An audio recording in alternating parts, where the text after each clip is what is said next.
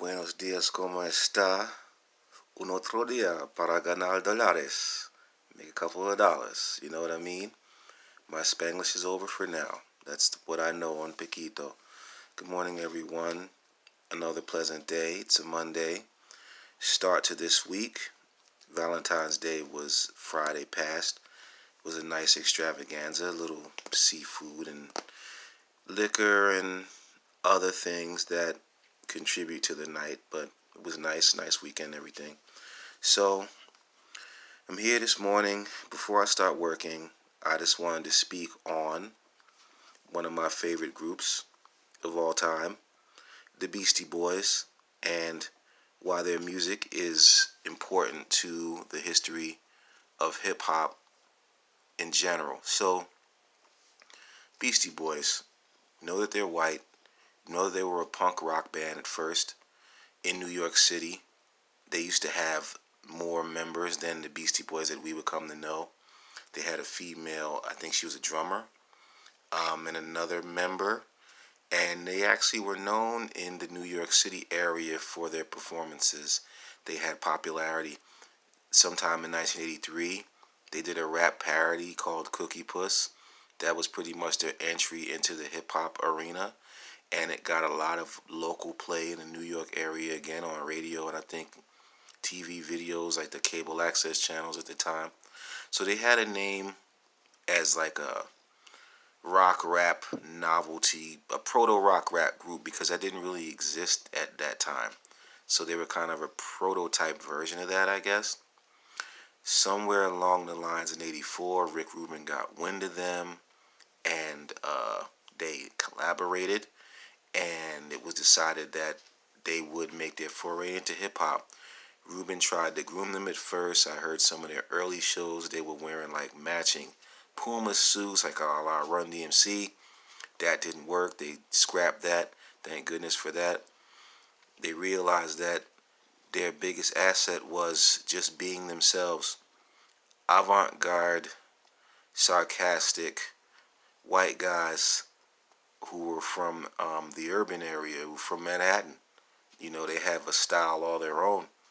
These Jewish city dudes had a style all their own, and they brought it to hip hop, and it really it had a massive impact in a lot of ways.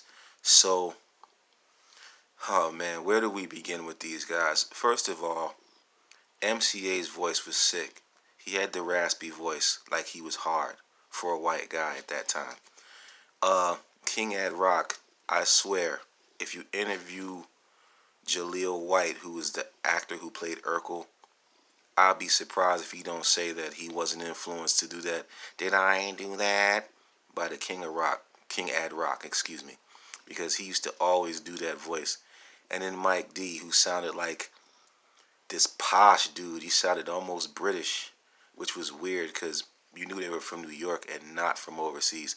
So you got that three-man dynamic going on. Now, the rhymes, the cadence was Run DMC pretty much, back and forth, catching each other's phrases and continuing the rap and tossing it amongst each other. But because they were musicians who played in another realm, they were really skilled at doing it. It seemed effortless, and they had a major lyrical influence in Schoolie D. They were among the earliest Schoolie D disciples who they heard PSK, they heard Saturday Night, they heard Gucci Time, and they really thought that Schoolie was a killer and a pimp in everything that he said in his music, and they wanted to represent that as well.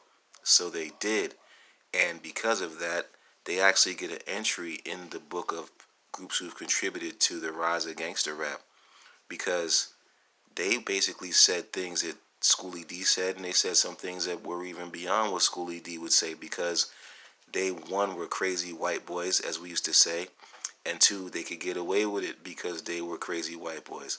No black artist could say back then that they did crack. I mean, it may be in a regional way, but not no artist that was going to sell across the country could say they did crack because crack was whack in the black community, even though everyone was selling it.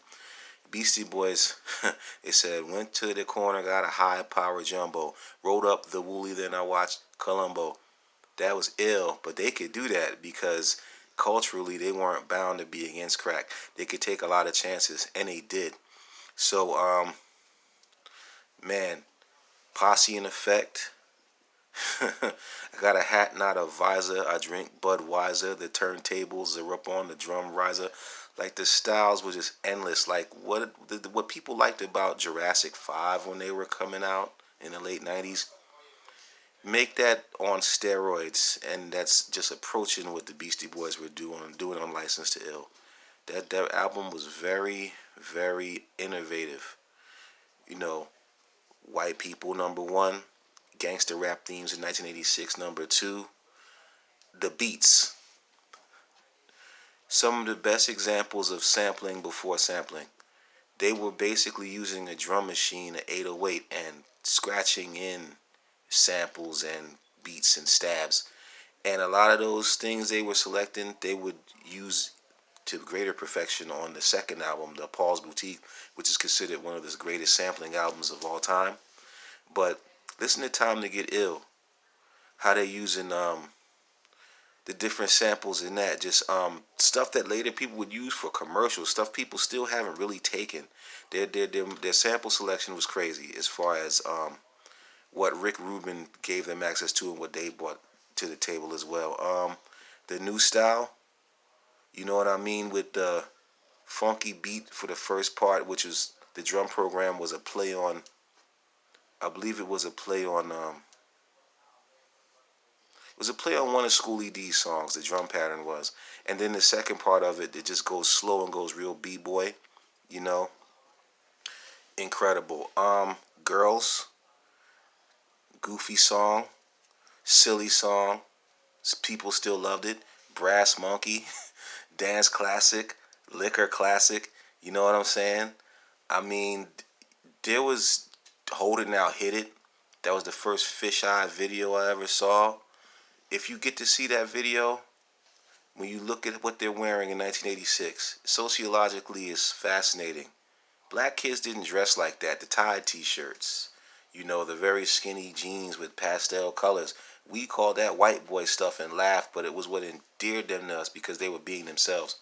You fast forward years later, that's hip-hop style. That's urban style. You know, the kids do that today, so they were way ahead of their time. Um, and it's interesting that their existence demonstrated that blacks are definitely not as prejudiced as whites are when it comes to certain things, at least at that time. Because in Philadelphia, they occupied at one point on the rap countdown number one, number two, number four, number six for weeks. People loved them. People gave them a lot of credit. People enjoyed their music. Every album on that joint except Fight for Your Right to Party, people loved that, you know. Just they were wild and crazy and fun, energetic, goofy, and their music felt really, really good and felt cutting edge. And that's what I loved about Beastie Boys' License to Ill. You know what I'm saying? Just a classic from top to bottom. God bless them. Have a nice day.